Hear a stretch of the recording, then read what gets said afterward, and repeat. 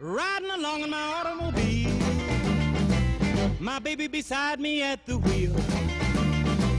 I stole a kiss at the turn of a mile, my curiosity running wild, cruising and playing the radio with no particular place to go. I got my license on my birthday because I couldn't wait one more day. The morning of my birthday. The day of my birthday, which is August 30th. It was just like a freedom. The ultimate freedom. I wanted my license very badly. Very badly. I'm just so tired of taking the Metro bus everywhere I have to go. It's a huge help when they start driving on their own. I like to go fast. It makes me very nervous. We bought him a real slow car. They think they know everything. I think I'm a safe driver. They just want to have fun. It's natural. They're kids.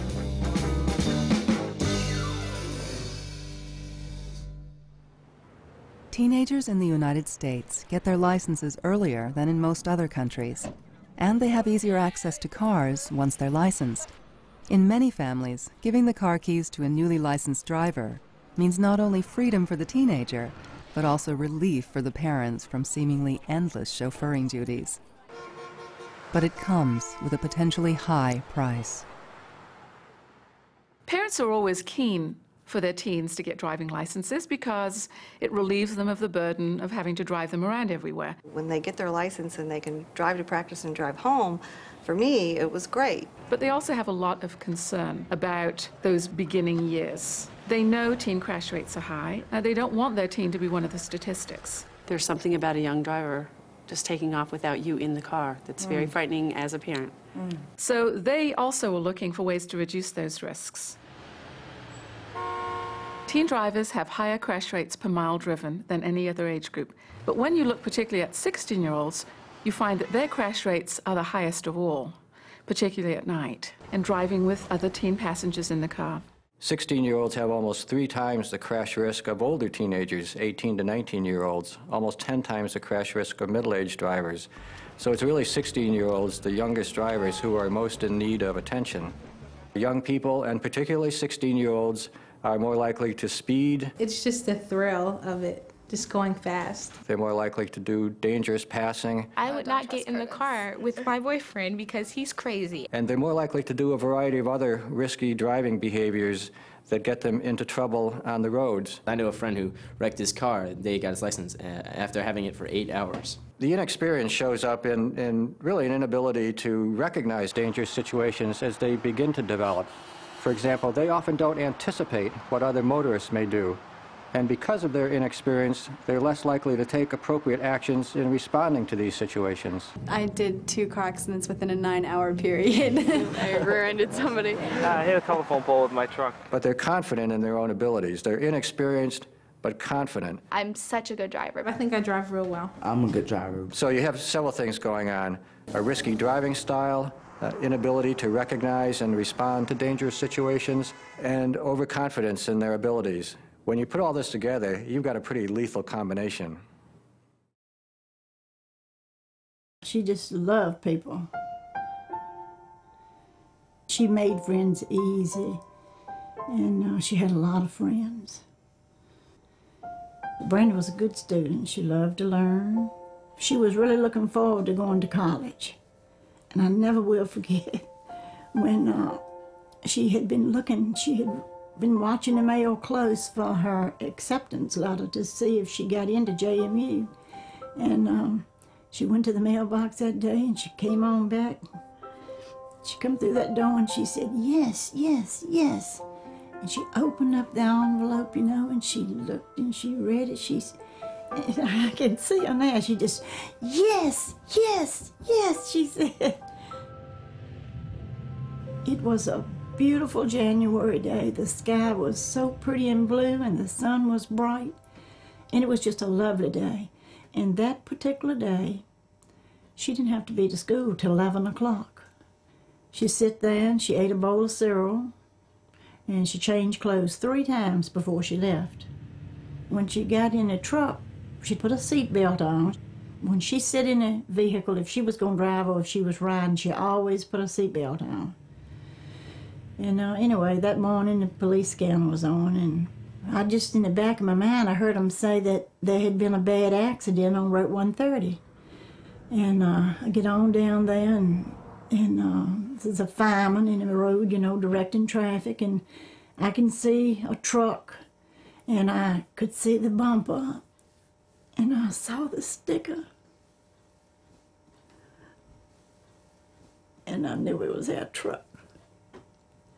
So I pulled over to the side of the road, and I asked that fireman, I said, the little girl driving that truck, I said, is she hurt bad? He said, are you kin to her? I said, yes, I'm her mother. And by that time, 2 rescue squad workers, one got one side of me and one got on the other side. And I said, the little girl driving that truck, I said, is she hurt bad? And the woman said, yes, ma'am. I said, is she dead? She said, yes, ma'am.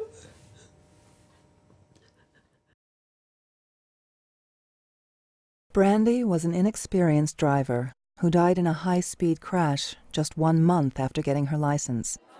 Inexperience contributes to many crashes involving beginners. For 16-year-olds, the first few months of driving is when the risk is highest. But inexperience is only part of the problem, because so many crashes with young drivers involve their attitudes, not their skills. She got her license on her 16th birthday. She got her car on her 16th birthday. She had waited for it. We had waited for it. We were just as anxious for her to have her license as she was to have her license. She was probably the kind of child that every parent would hope to have. She took everything life had to offer and made the most of it. She had danced for almost 15 years. She had been a competitor in gymnastics, percussionist in the band, and she loved everything she did, and she could never get enough. Unfortunately, Shannon was 16. She was a teenager behind the wheel. She was going to a slumber party that night, and Shannon had a passenger in the car, and her friend had passed her, and probably a combination of, let me see what my little 4-cylinder car can do. Rebecca saying, come on, Shannon, pass Heidi. And as Shannon tried to pass Heidi, Heidi moved over so Shannon couldn't get by her. Shannon lost control of the car, and she was hooked up to life support for 24 hours, but she got caught up in the spirit of the moment, a little bit of peer pressure, a lot of being a teenager and thinking you're invincible. It won't happen to me.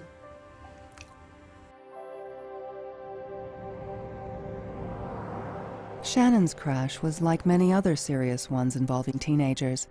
It was at night, and it involved speeding and thrill-seeking. Licensing restrictions on young beginning drivers help prevent some of these crashes, and so can restrictions imposed by parents. The whole idea of graduated licensing is to phase young people into full driving privileges over time, but to limit their exposure to higher risk driving when they're first licensed. There are a few key elements of good graduated licensing programs. The first stage should involve a long period of supervised driving so that teens get a lot of driving under a lot of different conditions. Driving at night, driving during the day, driving on different roads. After you go through this extended learner phase and get your initial driver's license, there should be some restrictions on the highest risk types of driving. Late at night and with other teenage passengers in the car, this phase should last at least 6 months. These kinds of legal restrictions, reinforced by parents, let young beginners be mobile and get driving experience, but they do so under conditions of controlled risk. The restrictions don't need to last forever, but they should come into play during the months of highest vulnerability. If beginners get through this period without incurring crashes or violations, then they get full privileged driver's licenses. Protecting young people while they're learning to drive is really the essence of these restrictions. Graduated licensing programs around the country have reduced crashes of 16-year-olds up to 25%. But in most states, the restrictions imposed by the laws are still weak.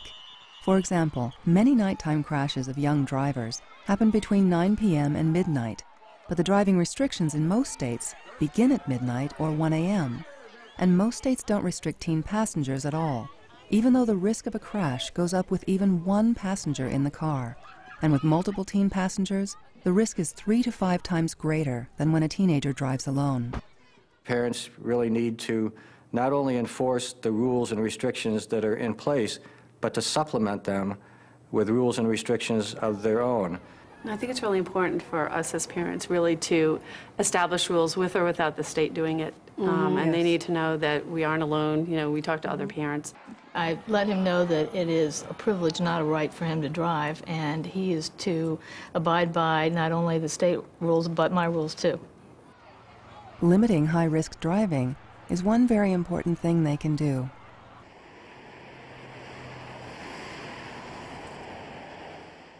Parents should take an active role in helping teens learn how to drive, making sure they get plenty of supervised driving.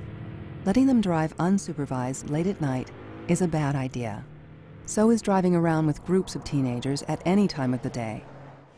Remember, the highest risk for young drivers is after 9 o'clock at night with other teens in the car.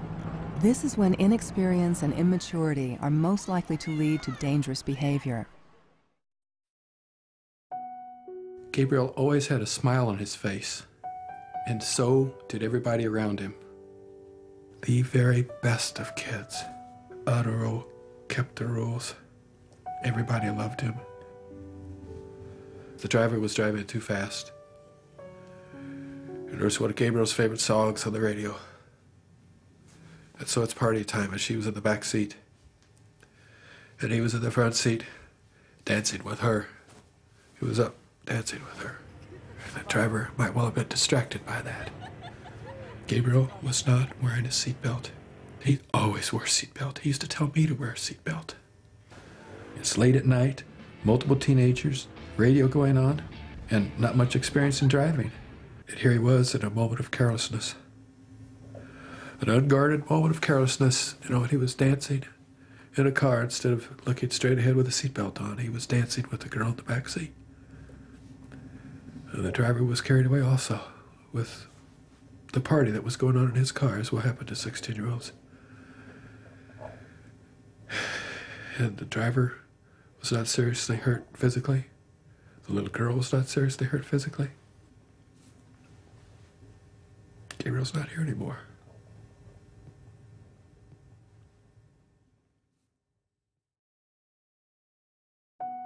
Gabriel wasn't even driving. He was a passenger, having fun in the car with other teenagers. And he wasn't wearing his seatbelt. Belt use by teenagers is lower than for adults, and for teen passengers, it's particularly low. This is why parents should insist on belt use all the time for everyone in the car. Other restrictions are important too. Parents should insist on no alcohol, and make sure teenagers stay out of unsafe vehicles, especially small cars, high-performance models, and SUVs because they're less stable than cars and prone to rolling over. Teenagers often don't perceive they're at risk, and they think they're invincible. There's still a party. It's like, it's not going to be me, so why should I worry about it? It happens to other people, never to me. Everyone has that attitude that it's not going to happen to me, because you just don't think it's going to. Attitudes like this, combined with immaturity and peer pressure, can lead any teenager to drive irresponsibly. Their driving behavior is likely to be far different from when parents are in the car. If I'm in the car with my mom, I'll drive the speed limit and make sure I turn on all my blinkers and everything. But if you're in a car with your friends on a Friday night, some of those things just kind of go out the window a little bit. Graduated licensing programs are an important step toward reducing the risks for beginning drivers. But parents also have to help keep their teens safe during the very dangerous first year of driving. We know what works: restrictions on driving after 9 or 10 at night, and not allowing multiple teenage passengers. These restrictions don't keep teens from getting to after-school activities or to work. but they do cut down on some of the most dangerous kinds of recreational driving. I do anticipate when Tori starts to drive that I will be challenged to let him take friends places. But I also anticipate that he's going to learn how to do that. So yeah, there is a little bit of pressure on the parents, but that's our job. Our job is to not be our kids' best friends. Our job is to make certain that our kids are safe. I got a speeding ticket, I think like a month and a half after I got my license. All my friends were in the car. The music was blasting. No one was paying attention. I don't see stop signs ever. Curbs. People forget they're there. Yeah. And run over them, just like they'll take sharp turns and be, ooh. Yeah. I mean, I almost turned down a one-way street, but that's okay. See, you learn these things as you go along. It's not that bad. You just keep going, but you never really get over it. You never really, it's no way in the world you can get over losing somebody, especially a child.